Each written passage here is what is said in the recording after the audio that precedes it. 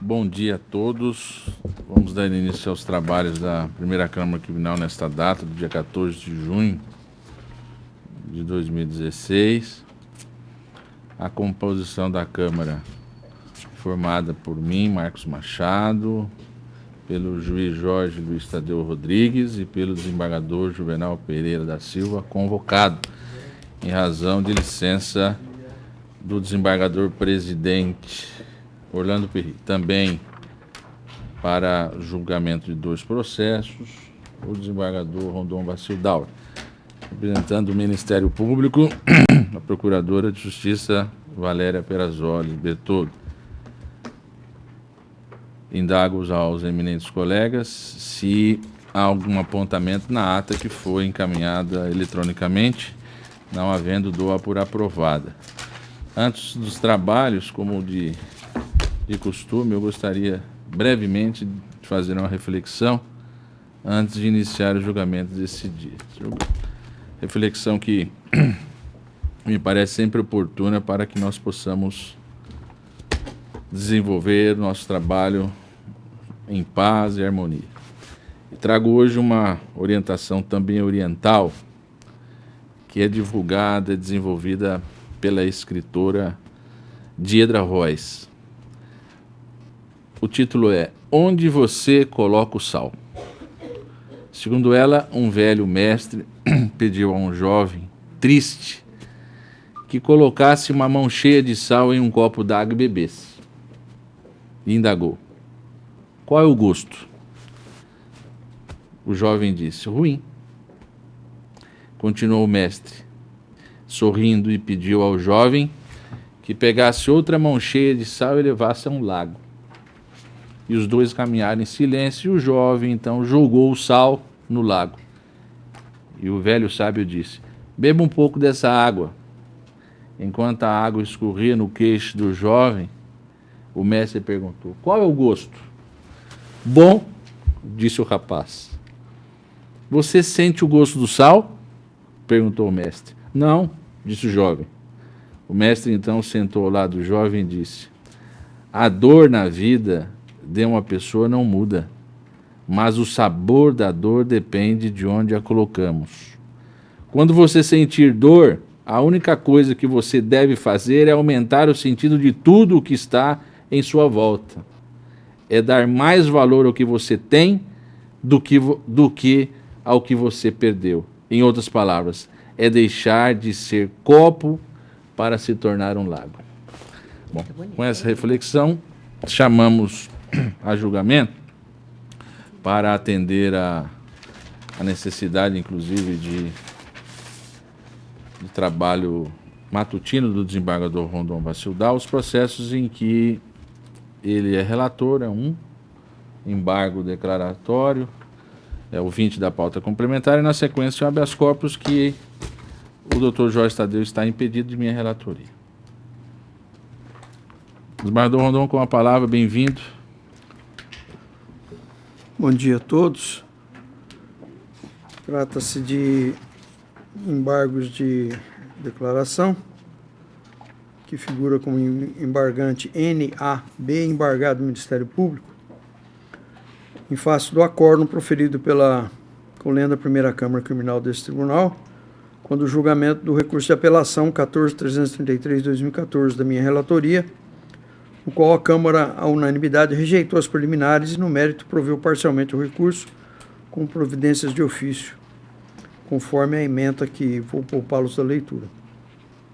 Sustenta o embargante que existe omissão no acordo embargado, tendo em vista que supostamente não for enfrentada a tese de desclassificação do crime de estupro de vulnerável para o da contravenção penal de importunação ofensiva ao pudor, e pugna para que seja sanada a omissão apontada na decisão, cumprida a exigência do pré-questionamento. A Procuradoria opinou por negar provimento aos embargos. Eminentes pares, eu estou na senda da Procuradoria de Justiça, negando o provimento aos embargos, porque realmente a omissão alegada não existe. Analisando os autos, denota inexistir qualquer omissão a ensejar o pretendido esclarecimento quanto ao ponto relacionado à tese de desclassificação do crime de estupro vulnerável para o de contravenção penal ou importunação ofensiva ao pudor. O patrono do embargante arguiu a referida matéria apenas na sustentação oral, o que de certa forma denota uma falha na defesa. Entretanto, diferente do que foi alegado por ele, a matéria foi tratada por mim em plenário, conforme acórdão proferido pela primeira Câmara Criminal no recurso de apelação. Portanto, não há qualquer omissão que deva ser sanada. E recordo aqui o que eu disse à época, que foi o seguinte: como o nobre defensor aduziu da tribuna, pretende o exame de uma tese nova, não veiculada no recurso nem nos memoriais. Embora haja manifestação da Procuradoria nesse exato momento sobre a pretensão deduzida da tribuna, pelo que consta dos autos e também pelo tipo penal descrito originalmente, a descrição do tipo penal pretendida para a desclassificação, entendo que a pretensão da defesa deve ser desprovida. O artigo 61 da Lei das Contravenções Penais diz: importunar alguém em lugar público ou acessível ao público de modo ofensivo ao pudor. Os fatos, evidentemente, não aconteceram em lugar público ou acessível ao público, em primeiro lugar. Em segundo lugar, o que diferencia essas duas condutas ilícitas é o elemento subjetivo do tipo, no artigo 217-A, é a satisfação da libido, o que não ocorre com a intensidade desse dispositivo legal na Lei das Contravenções Penais, tanto que é uma contravenção penal. Por essas simples razões, entendo que deva ser improvida a pretensão da defesa deduzida da tribuna. Como é uma tese inovadora, entendo também que devamos encaminhar à votação da Câmara essa tese antes de iniciar ou juntamente com a preliminar. Perfeitamente compreendido, estou de acordo. Doutor Jorge Luiz Tadeu. Excelência, eu achei que não estava participando desse julgamento, não prestei atenção. Poderia...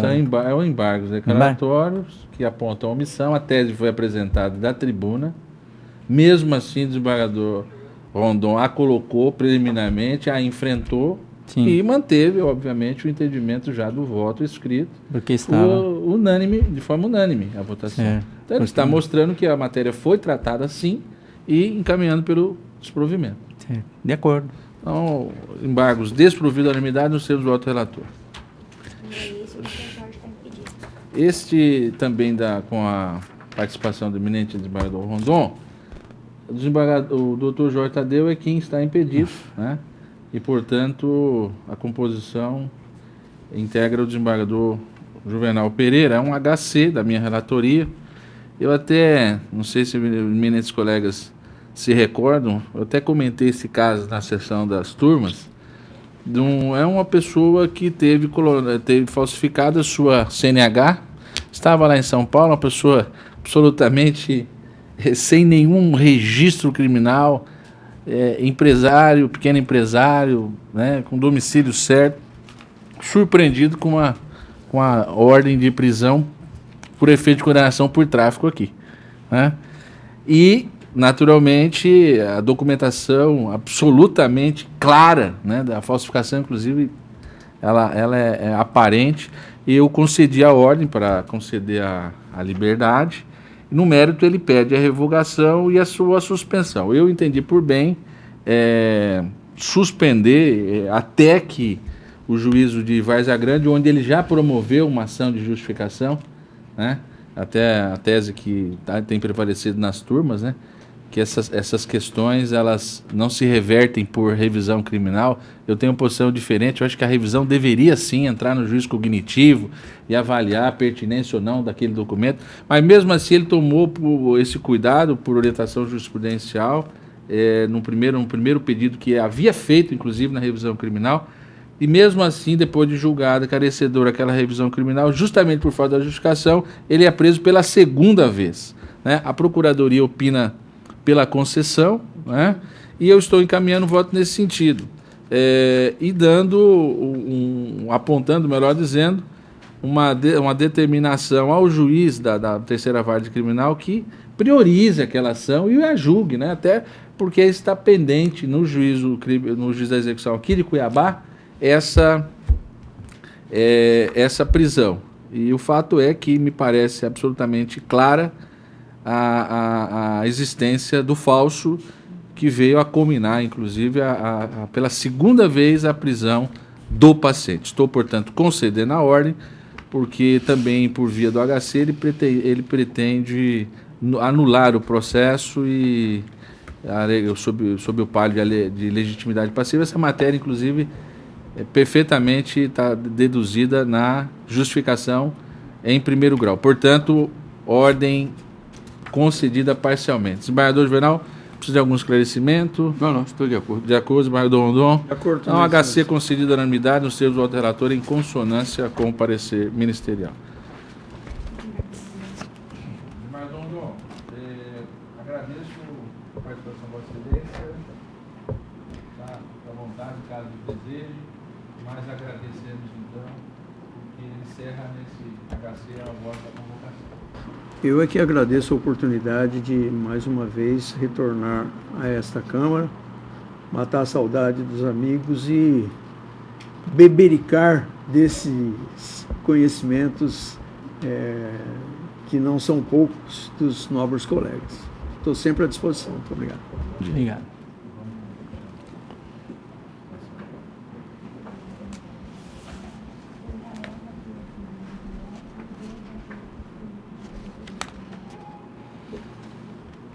Bom, ao chamar os processos para julgamento hoje, anuncio os adiados.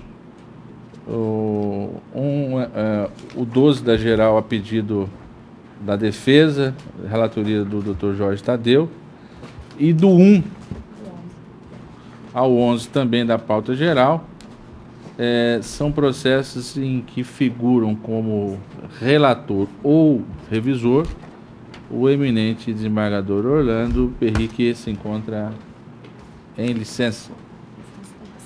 E chamamos então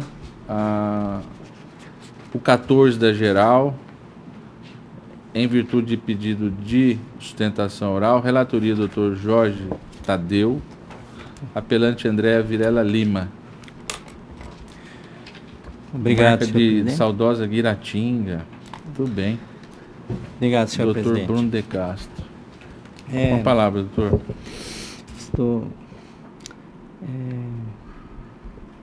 Trata-se de recurso de apelação, em que Andréa Vilela Lima foi condenada por infringência ao artigo 121, parágrafo 2º, inciso 1 e 4 do Código Penal, ao cumprimento de pena privativa de liberdade de 25 anos e 3 meses de reclusão em regime de cumprimento inicial fechado.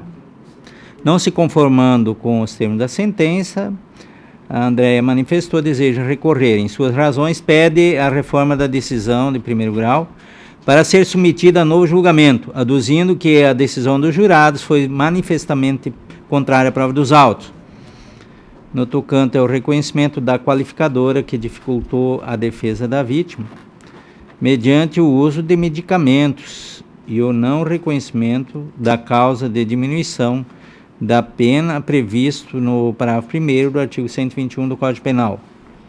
Sucessivamente, pugna pela redução da pena base para o mínimo legal. Adota a Procuradoria-Geral de Justiça, na pessoa do procurador Benedito Xavier de Souza Corbelino, manifestou-se pelo provimento parcial do recurso, sintetizando o seu parecer da seguinte forma: homicídio duplamente qualificado, Tribunal do Júri, sentença condenatória, recurso defensivo, pleito de anulação do julgamento por ser a decisão manifestamente contrária à prova dos autos. Não ocorrência, conjunto probatório que aponta ter acusado sedado a vítima mediante ministração de remédios e logo após agido em detrimento desta, no momento em que essa encontrava-se dormindo, desferindo-lhe vários golpes com uma barra de ferro em sua cabeça, tudo por causa de supostas discussões acerca da herança, dinheiro. Veredicto com suporte no conjunto probatório, Conselho de Sentença que optou por uma das versões existentes nos autos. Princípio da soberania do veredicto. Manutenção da decisão que se impõe. Pleito de revisão da dosimetria. Possibilidade. Sentenciante que fundamentou de forma precisa os elementos que dizem respeito ao fato, porém fixou a pena muito exacerbada, fora dos limites da razoabilidade e proporcionalidade. Readequação da pena corporal, que é medida de rigor. Esse é o relatório, senhor presidente. Doutor Bruno de Castro, o senhor tem a palavra, Excelência, por 15 minutos para a sua sustentação. Senhor presidente, pessoa pela qual eu cumprimento os demais membros dessa Câmara, desembargador Juvenal Pereira, meritíssimo relator, doutor Jorge Luiz Tadeu, recebo também os cumprimentos deste advogado, a doutora representante do Ministério Público, colegas advogados, serventuários daqui, bom dia. Conforme bem registrado pelo doutor relator, trata-se de um recurso de apelação para atacar o decreto condenatório oriundo do Tribunal do Júri da comarca de Guiratinga, que reconheceu a responsabilidade penal da apelante e, por consequência, aplicou 25 anos e 3 meses de reclusão. Pois bem, retirando a parte da dosimetria penal, desembargador Marcos Machado, eu posso resumir as razões deste apelo a um único e simples questionamento. É possível o Tribunal Popular reconhecer uma qualificadora objetiva sem qualquer elemento concreto e ou idôneo? Até onde vai essa soberania popular? No presente caso, indo direto ao ponto, o desembargador Juvenal Pereira reconheceu-se a incidência do inciso 4º, parágrafo 2º do artigo 121 do Código Penal, consistente na utilização de recurso que dificultou a defesa da vítima através da sedação. Ocorre que não há nos autos um elemento objetivo sequer que aponte para tal caminho. Pelo contrário, primeiramente, registra que o ofício da Politec de folha 747 registra expressamente: através do presente, abre aspas, através do presente venho comunicar a alteração do quesito 2 do laudo de necrópsia, onde constava causa indeterminada para a morte, substituir por traumatismo crânioencefálico, fecha aspas.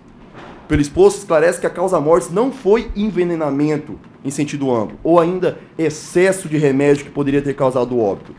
E na sequência, analisando um laudo que foi elaborado no dia 18 de agosto de 2012, ou seja, no mesmo dia dos fatos, o laudo é preciso em registrar, abre aspas, folhas 138 a 148.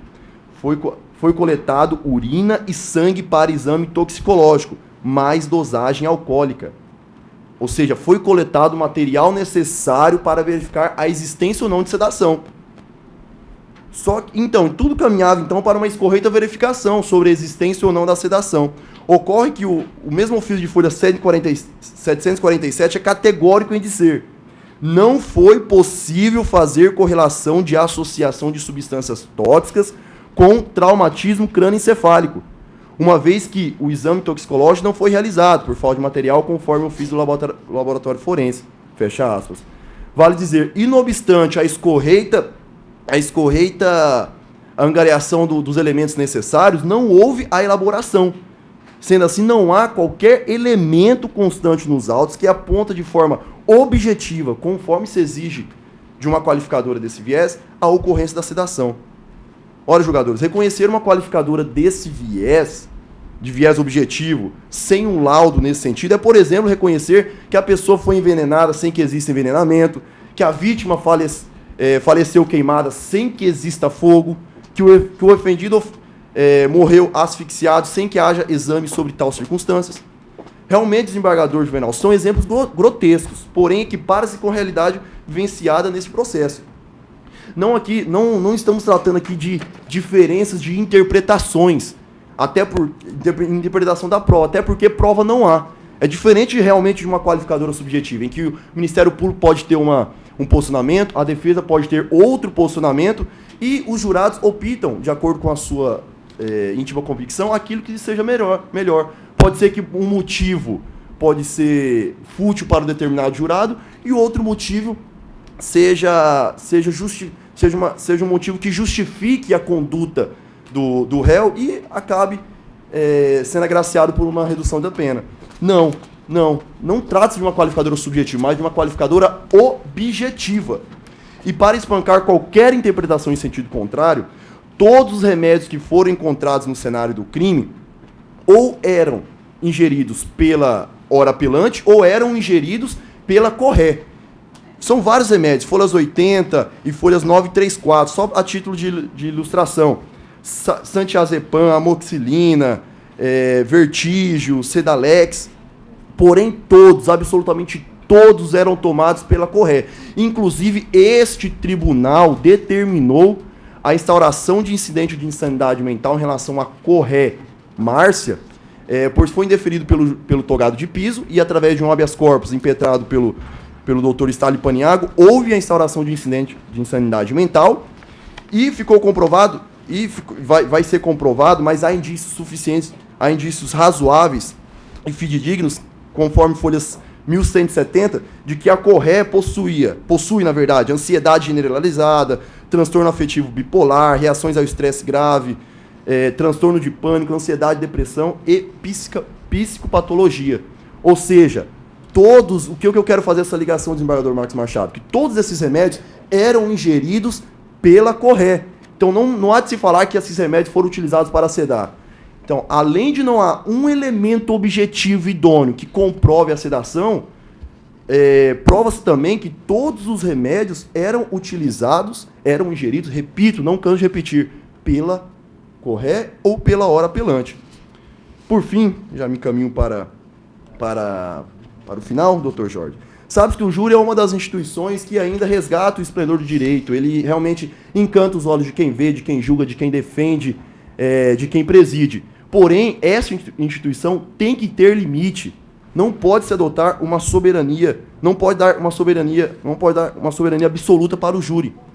Assim, desembargador Juvenal Pereira, a partir do momento que os jurados decidem com base em algo que não está no processo, essa decisão se mostra manifestamente contrária à prova dos autos. Roga-se pelo provimento do recurso. Grato pela atenção.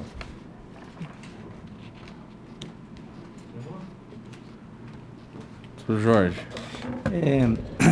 Ouvi atentamente a defesa, que se ateve justamente aos pontos da apelação, e vou seguir também a mesma ordem. Primeiramente, é necessário consignar que a anulação do Tribunal do Júri, do julgamento do Tribunal do Júri, só se dá se de fato se verificar que a decisão é totalmente contrária à prova dos autos. O que, ao meu sentir, no caso, não há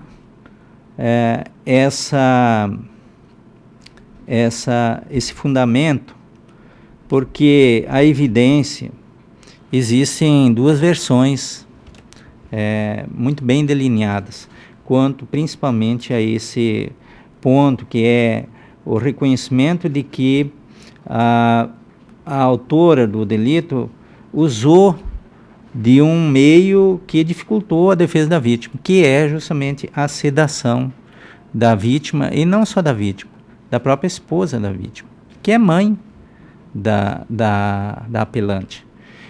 Consigno aqui no meu voto, vou ler só as partes importantes, se Vossa Excelência depois quiserem, eu posso ampliar.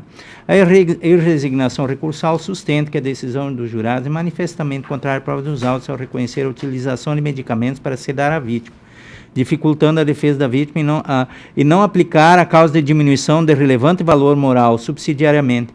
Pretende ainda a reforma da pena base para o patamar mínimo. Quanto à primeira tese, eu gostaria apenas de ler aqui o que falou a mãe da apelante.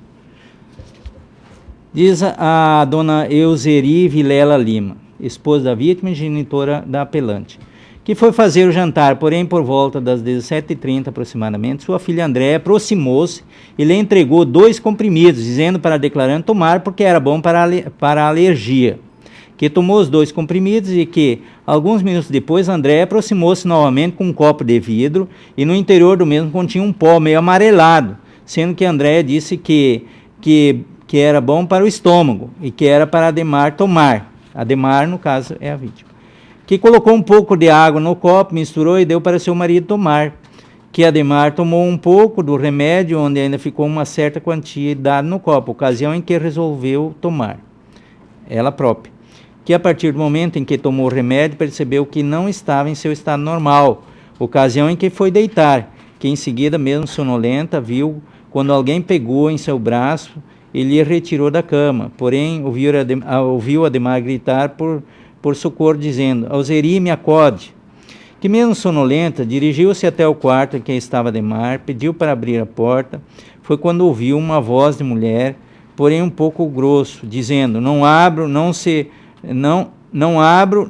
arrebentar, não abra não, se arrebentar eu mato todo mundo.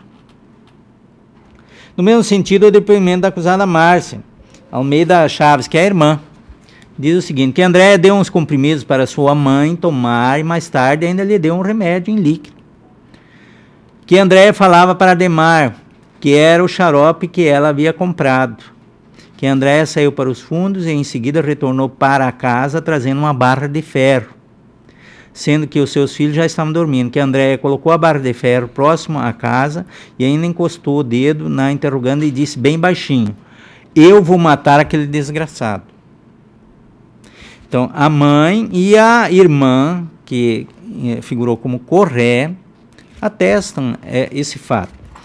E eu junto aqui para, embora não precisasse, no meu entender, porque essa versão está muito clara e está em provas, né?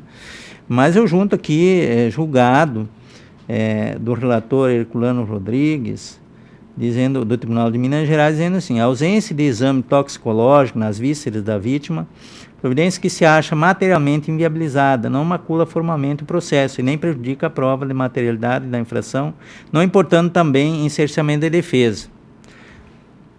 Tá. Essa tese, então, estaria refutada. Também não merece o acolhimento do pleito da defesa, no sentido de que não foi reconhecida a causa de diminuição prevista no artigo 120, parágrafo 1º do Código Penal, tendo em vista que a motivação da apelante para praticar o homicídio foi o recebimento de um possível proveito financeiro. A mesma mãe da apelante consigna o seguinte no seu depoimento: que André, em certa ocasião, esteve na fazenda, sempre acompanhada de Márcia, que é a Corré, e disse que queria receber a parte da fazenda que lhe pertencia, onde chegou a dizer que queria sua herança em vida, pois seu ex-companheiro queria tomar as crianças. Que novamente, em certa oportunidade, a mesma Andréia já disse que queria sua herança, alegando que sua filha estava com câncer.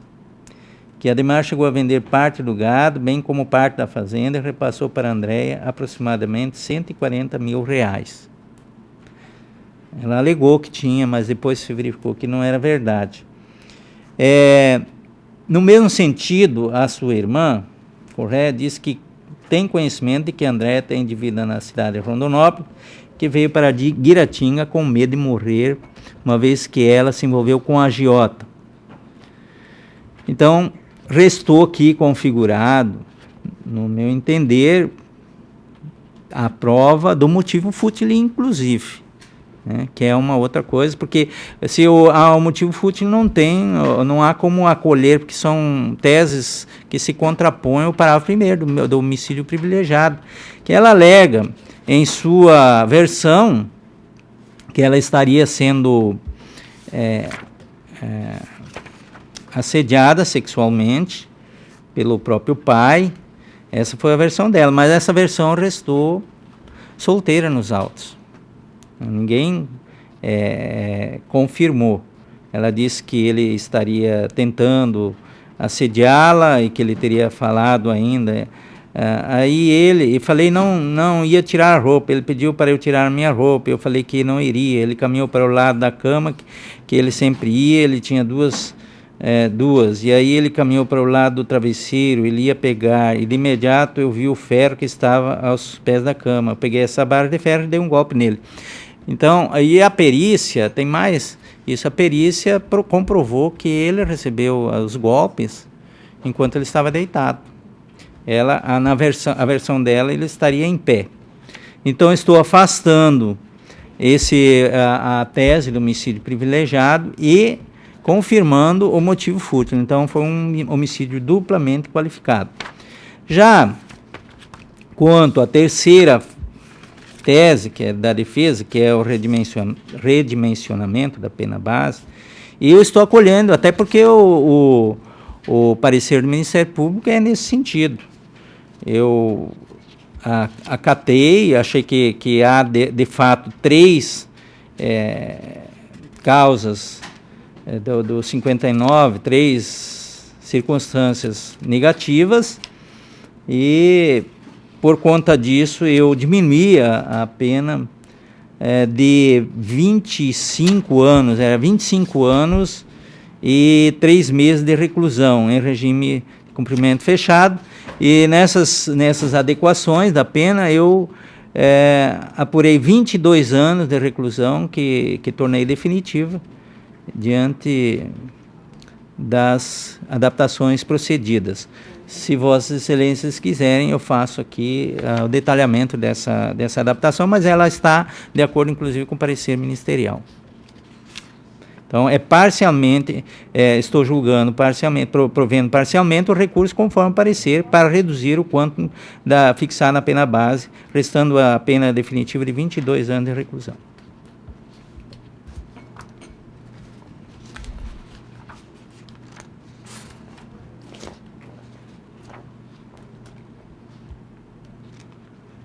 Só para registro anterior, a doutora procuradora, ela ratifica o parecer. Certo. Em consonância.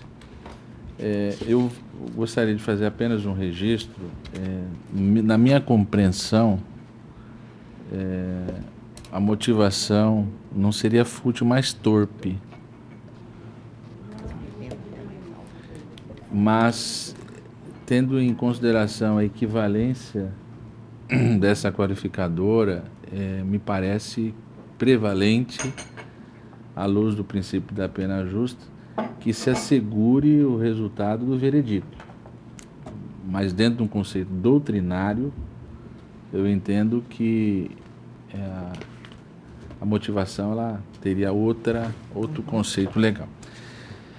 Então, com essas breves considerações, eu fiz a revisão e concordo ou anulo com a conclusão do doutor relator. Eminente desembargador Juvenal? Senhor presidente, eu também estou de pleno acordo com o doutor relator, apenas para redimensionar a pena, e aqui eu faço brevemente aqui quanto à anulação do julgamento posto pelo doutor relator. De fato, houve debate de 2 teses e o júri popular fez opção por uma delas, que entendeu que era de melhor justiça. Nesse caso também afasta. Tese do homicídio privilegiado também, pelo colocado também, não há como acolher, porque foram bem demonstrado de que não se trata de um homicídio privilegiado, e sim qualificado. E também, até tinha feito aqui, pelo relatório de que eu tenho aqui, que de fato não seria a inserção de motivo fútil, mas sim motivo torpe. Até poderia caber os dois, o motivo fútil e o torpe, né? O fútil seria, por exemplo, tirar a vida de uma pessoa para receber, ainda que ela estivesse dormindo, para efeito econômico. E a torpeza, pelo fato de fazer ingerir medicamentos e aproveitar dessa situação para tirar. Eu acompanho o doutor relator. Bom, estado de julgamento, recurso parcialmente provido nos termos do voto relator, a unanimidade em consonância com o parecer ministerial. Obrigado, vereador. Bom trabalho. O senhor atua lá na comarca? Sim, só que eu sou de Rondonópolis. Sou de Rondonópolis, atuo lá. Vou lhe dar um conselho de quem já passou por lá. Sim. Júri em Guiratinga e Cochorel, o senhor pode dizer o que achar que deve. Esquece, né? Eles sabem o que faz. Então, Já vem. 2 locais e você pede absolvição, eles condenam, você pede condenação, eles absolvem. O advogado concorda com o promotor, eles decidem de outro jeito. Olá. Então é lá, então o senhor pode ter certeza que a decisão de Guiratinga e de Cochorel sempre, historicamente, é decisão sábia, tá? Tá certo. E não por homenagem apenas Oriundo de Cochorel, desembargador, né? Cochorel. Obrigado. Vamos lá. Quem é o próximo? Ah, tá. Doutor Jorge, eu pedi vista daquele HC, que é o 1, né? Dentro do propósito de identificar a adequação ou não, né, do instrumento. Eu queria concitar Vossa Excelência, se Vossa Excelência concordar, acredito que possamos chegar ao conhecimento e ao julgamento desta matéria, né? Eu visualizei que a causa de pedir do HC, ela realmente justifica a impetração. Por quê? Porque pretende é que eu fiz uma anotação, não está aqui. Mas no relatório de Vossa Excelência é possível tirar. Ele trabalha com a tese da justa causa, para trancamento, excludente de ilicitude. Essas matérias são veiculadas no HC. Então, me parece que aquela noção que eu teria de não cabimento do HC, ela se supera. Mas como Vossa Excelência saiu por uma decisão que não integra o pedido, ou seja, foi uma solução que me parece correta, mas ela não seria exatamente a desclassificação, a pretensão, né? Se Vossa Excelência concordasse de denegar a ordem, mas de ofício, como a gente tem feito, determinar essa providência, que é o deslocamento da vara, que eu acho que se soluciona e a gente não... Tecnicamente se atende os princípios técnicos e se dá uma decisão. Exatamente, porque aí nós teríamos aí convencionado não a decisão contrária à nossa jurisprudência, ou seja, de não escolher o que o HC não servir para esse fim, mas a causa de pedir desse HC ela é perfeitamente passível. Só que como não integra o pedido, denega-se a pretensão, né, mas faz a correção de ofício para que o processo seja encaminhado para o juiz competente. O juiz competente, como você, que é a parte final, né? A perfeitamente, eu acho factível e Vossa Excelência concorda, desembargador? Então, só para a diretora, o doutor Jorge vai fazer essa correção na parte dispositiva, a ordem denegada, né, a unanimidade nos termos do voto do relator, em dissonância com o parecer ministerial, mas de ofício, a Câmara determina, desclassifica a conduta imputada, né, e, por conseguinte, declara a incompetência do juízo especializado, determinando-se a remessa dos autos ao juizado criminal. Que é essa parte final. Bom, dito isso, vamos aos HCs. Você podia deixar aqui todos? Exatamente. Deixa aqui para mim fazer na sequência. Só uma pergunta, senhor presidente.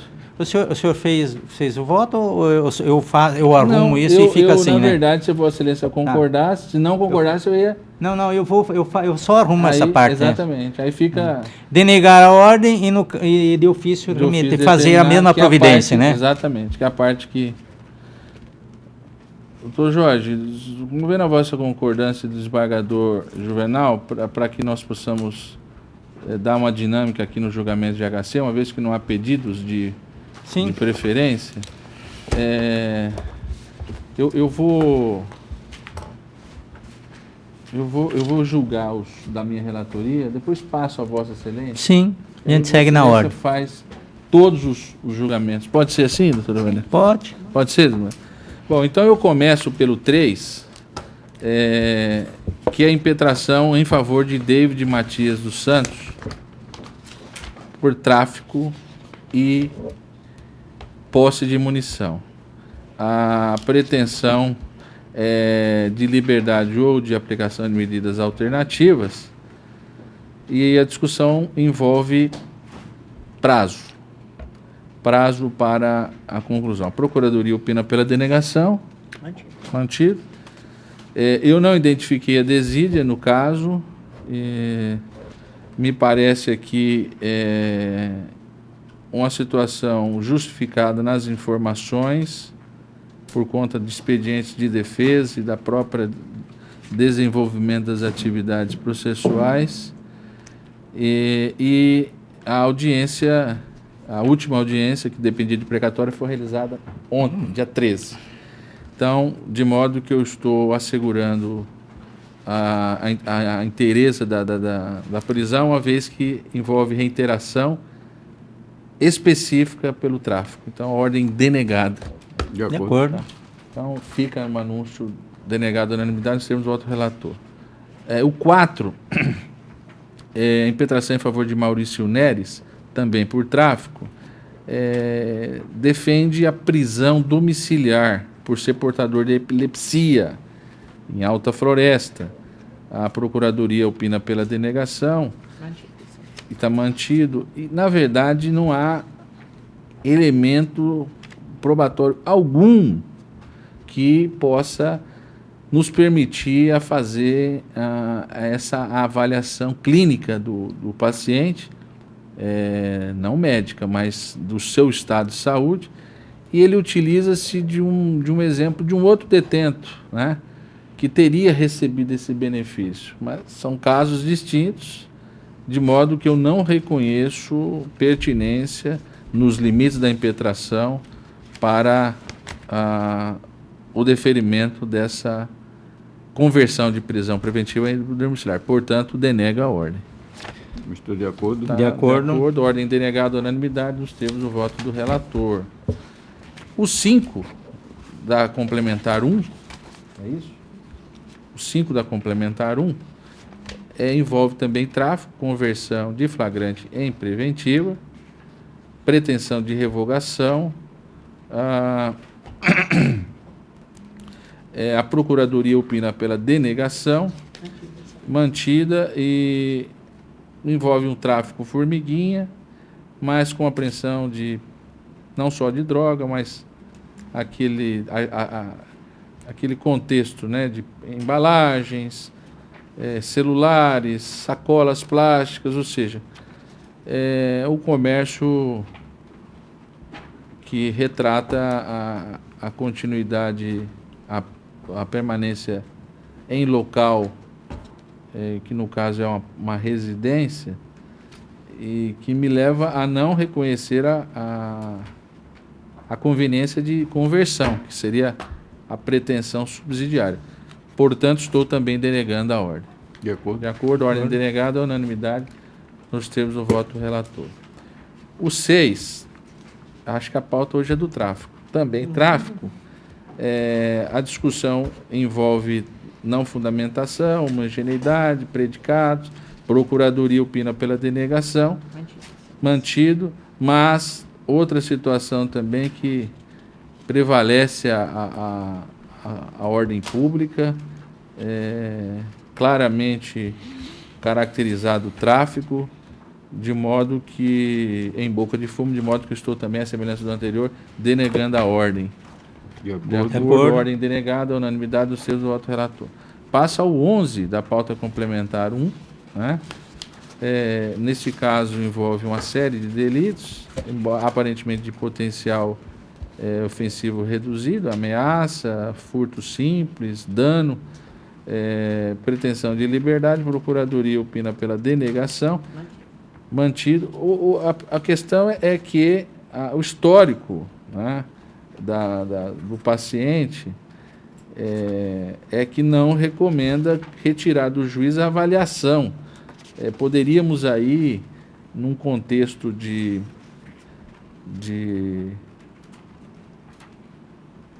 aplicação da nova visão processual penal, substituir. Só que ele tem reiteração específica.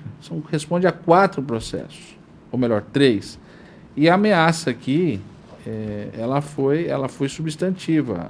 Houve um temor aqui, um desdobramento policial, de modo que eu não me encorajei de colocar a vítima em risco.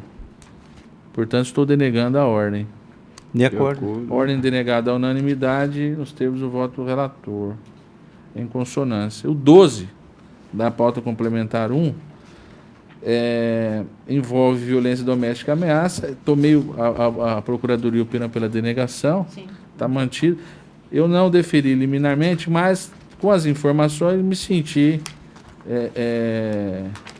convencido que era perfeitamente possível a substituição, mesmo porque primário, sem registros anteriores. Então eu estou seguindo a orientação do nosso tribunal.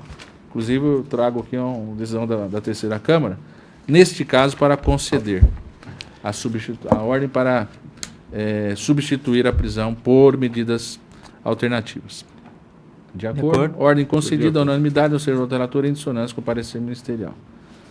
Passo ao 13 da pauta complementar 1, impetração em favor de Jonathan de Araújo, roubo triplamente qualificado e associação. Discussão envolve legalidade da prisão, princípio da homogeneidade, bons antecedentes.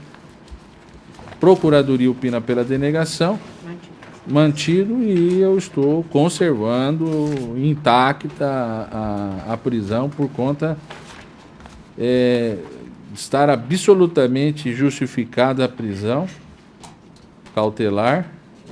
É uma situação com emprego de violência, restrição, com constrangimento além da figura abstrata, transporte de veículo para a Bolívia e absoluta impertinência de medidas alternativas, tendo em vista a gravidade concreta do crime. Ordem denegada, portanto. De acordo. Então, de acordo. Impetração denegada, unanimidade do senhor relator, em consonância com o parecer ministerial. Passa ao 17 da complementar 1, impetração em Valdemir Nascimento dos Santos, também roubo duplamente qualificado, pretensão de liberdade, de revogação de liberdade por conta de presunção de inocência, ausência de pressupostos para a prisão, bons adjetivos. Procuradoria opina pela denegação. Mantida, também mantenho por conta da gravidade concreta, inclusive com concurso, ameaça grave, absoluta impertinência da substituição. Ordem, portanto, denegada. De acordo. Ordem denegada, unanimidade, em consonância, nos termos do auto-relator, em consonância com o parecer ministerial. Passo ao 19, ainda da complementar 1, impetração em favor de Sérgio Ferreira Lima, envolve violência doméstica. Neste caso, eu deferi liminarmente a substituição e a Procuradoria anuiu. Eu estou mantido, eu estou convertendo, né, confirmando a concessão parcialmente porque o pedido é subsidiário, né? Mas estou concedendo parcialmente para substituir a prisão. Não vejo aqui a periculosidade que justificasse mantê-lo. De acordo. Ordem concedida à unanimidade nos termos do voto. Ordem parcialmente concedida à unanimidade em consonância com o parecer ministerial.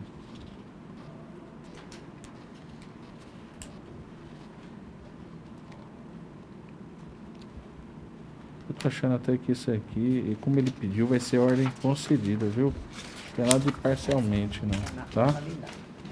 Vou só corrigir aqui. O caso anterior, né? Concedido com substituição por cautelares.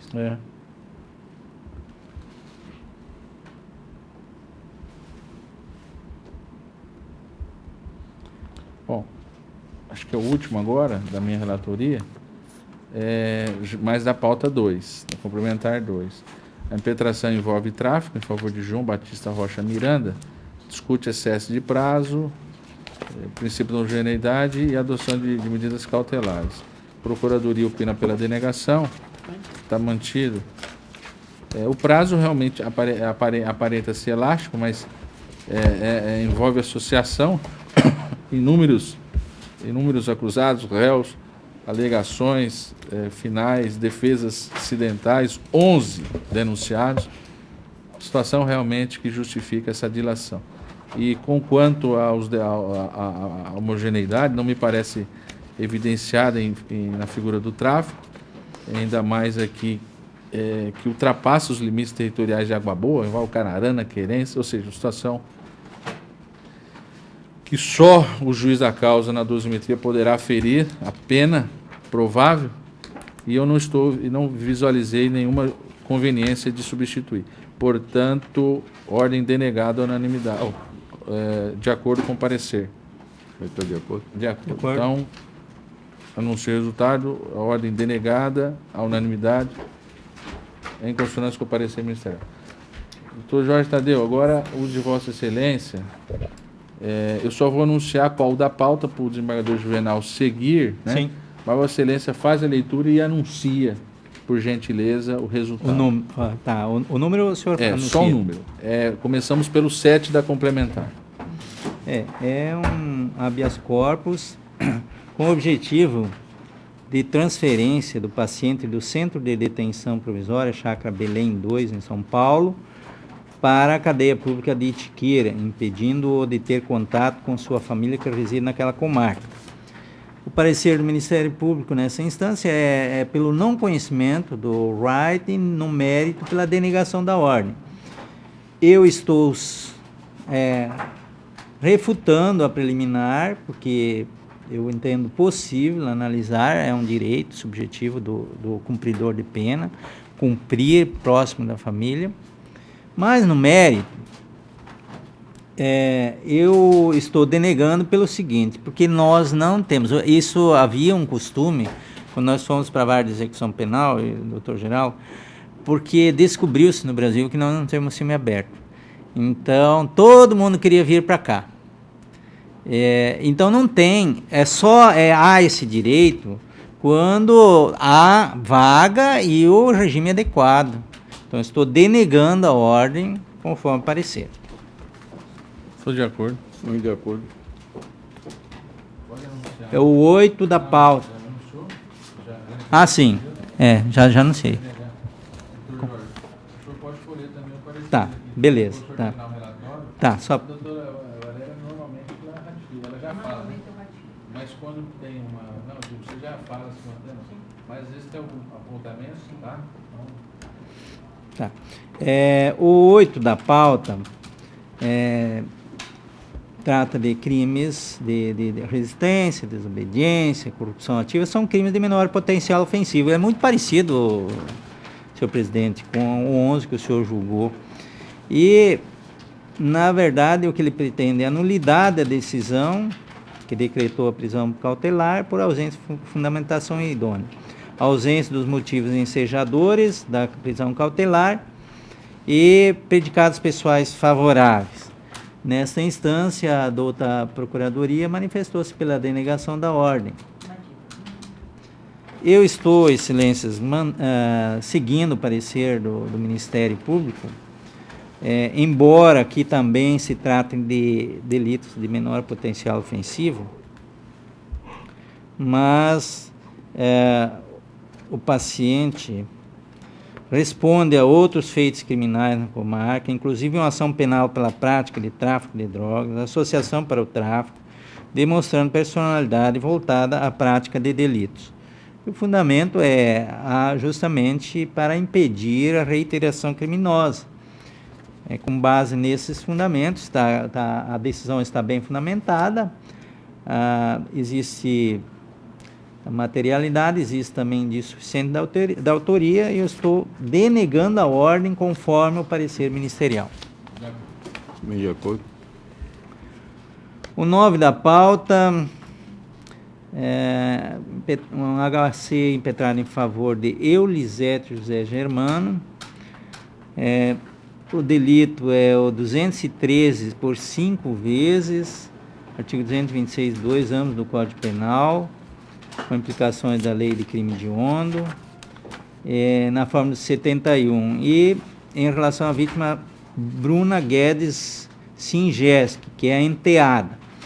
E artigo 214, 2 vezes, também na fórmula 71, em relação à vítima Ana Carolina Guedes, que é filha. O fundamento da impetração é o paciente não praticou os delitos, ele é imputado, portanto negativo de autoria. Decisão que decretou sua preventiva carece de fundamentação idônea e não existem os requisitos da custódia cautelar. E predicados pessoais. Nessa instância, a douta Procuradoria manifestou-se pela denegação da ordem. Conforme o parecer também, estou denegando a ordem, porque se tratam de delitos extremamente graves, em que o paciente praticou delitos contra a própria filha, delitos de ordem sexual contra a sua enteada por várias vezes. E o que agrava a situação, e esse também é um fundamento da decretação, é que o paciente permaneceu foragido por 8 anos. Então, o decreto foi baseado justamente nisso, na gravidade concreta dos delitos, preservação da rigidez física e psicológica das vítimas, e ainda com base na conveniência para a instrução criminal e aplicação da lei penal. Esses são os fundamentos. O 10 da pauta envolve homicídio triplamente qualificado, alega-se excesso de prazo para o término da instrução, e que isso só se deve ao fato de estarem aguardando a oitiva de uma testemunha arrolada pela acusação, portanto a defesa não contribuiu para a demora. Também alega predicados pessoais favoráveis. Nessa instância, a outra procuradoria lançou parecer manifestando-se pela denegação da ordem. O alegado excesso não ocorre, excelências, porque de fato falta uma oitiva de uma testemunha, mas o Ministério Público renunciou e a defesa, estranhamente, vem alegar isso e ela insistiu, não, ela acha que é importante. A defesa, inclusive o Ministério Público, inclusive, já apresentou as alegações finais e a defesa se insurge contra essa situação e pede que seja ouvida essa testemunha. Então, eu, inclusive, entendi aplicável aqui a súmula 52, porque quem terminou a instrução, está maduro para a decisão. Estou denegando a ordem conforme parecer ministerial. De acordo, senhor. De acordo. O 14 da pauta envolve roubo duplamente qualificado, 2 vezes, e a decisão teria sido decretada, a decisão de prisão, visando a ordem pública e a conveniência da instrução criminal. O impetrante sustenta a revogação da decisão por ausência de fundamentação idônea e alega que não estão presentes os motivos ensejadores da constrição cautelar previsto no artigo 12. A douta Procuradoria da Justiça manifestou-se pela denegação da ordem.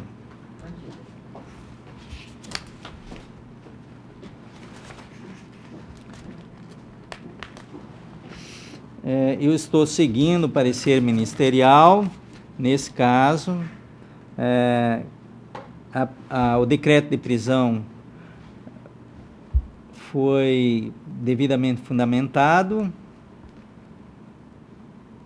pressupostos e requisitos da medida cautelar evidenciados, reiteração criminosa e sinais de periculosidade, delito praticado mediante violência com emprego de arma de fogo em concurso de pessoas e constrangimento ilegal não verificado. Estou denegando a ordem diante da violência que extrapolou os limites normais do tipo. De acordo. 2 vítimas, enfim, revólver na cabeça, essas coisas todas.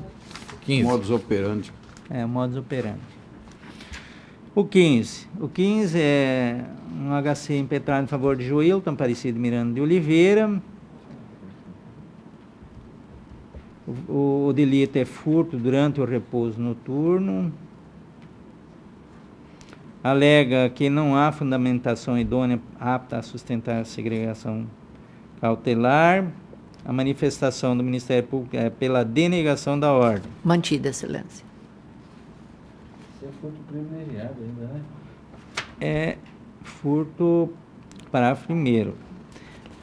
Vamos ver o que eu decidi aqui. Noturno. Eu ainda não me achei aqui, excelente.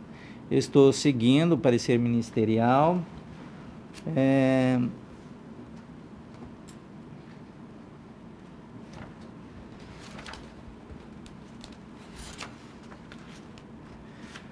O problema aqui é a reiteração criminosa, sinais de periculosidade, necessidade de prisão cautelar para garantia da ordem pública. Entendi como motivação idônea.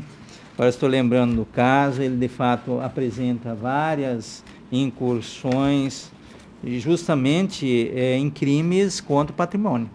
Então o juiz fundamentou justamente no fundamento de evitar a reiteração criminosa, embora o delito seja de menor potencial ofensivo, para cessar a repetição. 16 é de Valtecir de Carvalho, que se viu envolvido em lesões no âmbito doméstico, alega que inexistiram os pressupostos da custódia preventiva, que a decisão está fundamentada na pretensa gravidade abstrata do delito, que o paciente sequer tiver a chance de cumprir as medidas protetivas estabelecidas contra si.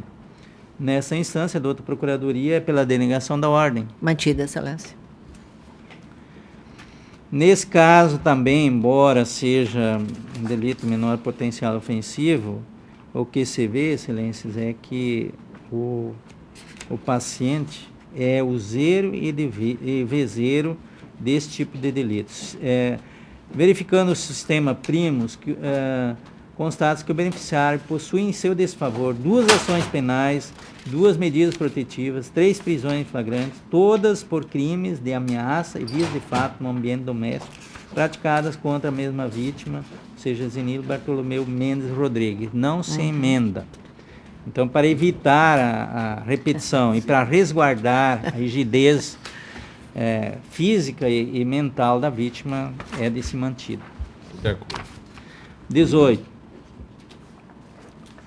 O Alisson Barbosa dos Santos é o paciente. O delito é de roubo no caput. Há constrangimento legal decorrente de excesso de prazo, pois o paciente se encontra preso há 5 meses sem que haja previsão de término da ação penal. O regime de cumprimento da pena imposta ao paciente será no máximo semiaberto. Estão ausentes os requisitos da prisão preventiva. Nesta instância, a douta Procuradoria manifestou-se pela denegação da ordem. Mantida, excelência. Eu analisei o andar do processo e entendi que, de fato, não há excesso. Há uma situação peculiar aqui, citada no decreto da prisão preventiva, que o juiz diz in verbis. No caso, verifique-se que o autuado já passou preso em flagrante pela suposta prática de crime de furto, foi solto no dia 29 de outubro de 2015, com a imposição de medidas cautelares de monitoração eletrônica. Ademais, o autuado registra várias passagens por crime de roubo, razão pela qual sua prisão se justifica para a garantia da ordem pública, diante da sua reiteração criminosa, pois solto encontra estímulos para a prática delitiva. O alegado excesso também verifiquei que não existe, não há desídia, não há uma lerdeza por parte do judiciário. Estou em consonância com o parecer ministerial, denegando a ordem. Estou de acordo. Estou de acordo.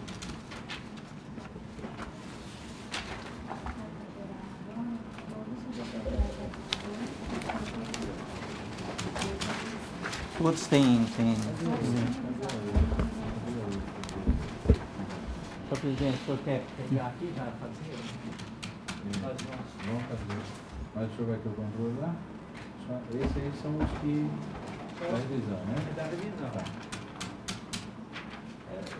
Apesar de não tem nenhum com revisão. não tem nem. Mas, Juvenal, esses casos... Pela reserva, não pode ir só no resultado lá, provido, desprovido. Você quer que eu anuncie? Como é que você vai fazer? Acho que é bom, né? Anunciar. Anuncia. Bom, então, processos de relatoria do eminente Dr. Jorge Tadeu, sob minha revisão, sem divergência e em razão dos votos precedentes, Sua Excelência o Desembargador Juvenal anui com as conclusões. Então, passo a anunciar. Como é que é isso aqui? Número 15? 13. É os da pauta ordinário, não é isso? Ordinário. O 13. Recurso parcialmente provido O caso aqui foi redução, adequação de pena. Tá? Tá de acordo com o parecer? Tá. De acordo com o parecer ministerial. O 15, desprovido. Sim, Tá de acordo com o parecer ministerial também. também. O 16, desprovido. Também. Também de acordo com o parecer ministerial. O 17, parcialmente provido e de ofício afastamento da reincidência de acordo com o parecer também Parcial. não. Concorda, em consonância parcial com o parecer do Ministério Público. O 18, recurso desprovido, Igual. em consonância. O 17, desembargador Rui vai ficar feliz, hein? Vai chegar, vai estar tudo tranquilo. Desprovido, tá de acordo? 17, não. É, É o 19. 19. Sim. Em consonância, 19, desprovido. 20, provido, em dissonância. Dissonância. Roubo. Deixa eu ver aqui que o Dr. Jorge chegou. Não. Nego-lhe, desculpa. Onde que eu li desprovido aqui? Ah, não, tá certo. É que ele colocou nego provimento. Eu então, li provimento. desprovida. Mas Tá é certo. desprovido em Em consonância. consonância. É que na emenda tá desprovida, aí que eu percebi. Aí na parte dispositiva nego o provimento. Aham. O 21 também desprovido, Igual. em consonância. O 22 desprovido. Desprovido e tem um ex ofício ali, né? É que não está na emenda. Tá na emenda. Ah, Não, só na Do parte MP, positiva. não. MP está. Mas o Dr. Jorge acolheu. Ah, colheu. Então tá bom. Então tá. desprovido e de ofício redimensionamento de pena. Isso. Só não tem na emenda, viu? Vou Dr. começar a Jorge? arrumar isso aí, é um defeito lá da Na nossa... parte dispositiva tá. É bom, tá? é bom colocar no final da emenda Ah, também. sim, tem que colocar. Porque é ali que a gente sai no acordo É. ali. É. O 23. Provido parcialmente. Tá? Conforme não? Provido do MP, desprovido da defesa. Deixa eu ver o que tem aqui.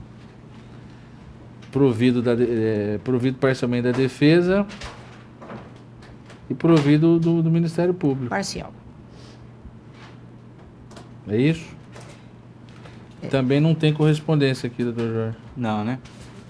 Parte positiva é provido parcialmente o recurso da defesa e provido do Ministério Público.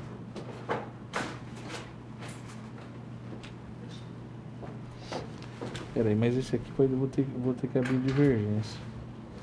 Porque esse aqui, Vossa Excelência fixou o dano moral. Mas nesse eu fixei porque houve o pedido e... Houve o pedido... Aí houve contraditório. É isso mesmo, tá correto. Tá certo. Não, correto que eu falo É. de acordo com o meu entendimento, né? Recurso Conforme defesa nossa postura. parcialmente da defesa e provido O do MP. Ministério Público. Em consonância, não? Parcial. Consonância em parte com o parecer parte. ministerial. Luísa. Você pode ir adiantando lá, tem que corrigir. 24.